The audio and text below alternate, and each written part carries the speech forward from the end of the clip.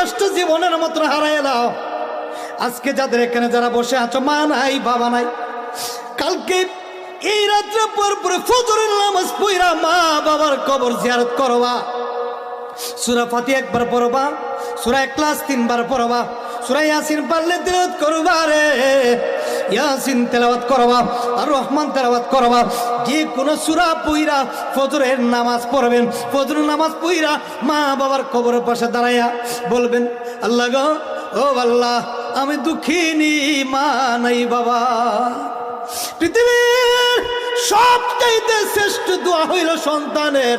কোন এক সন্তান যদি মা বাবার জন্য যদি খালেস নিয়ে দুইটা হাত বাড়াইয়া দেয় রে, আমার আল্লাহ ডাক দেখে, সন্তান রে, চোখের পানি মা বাবার কবরের পারে পড়তে দিই আমি আল্লাহ নেক সন্তানের বিনিময়ে মা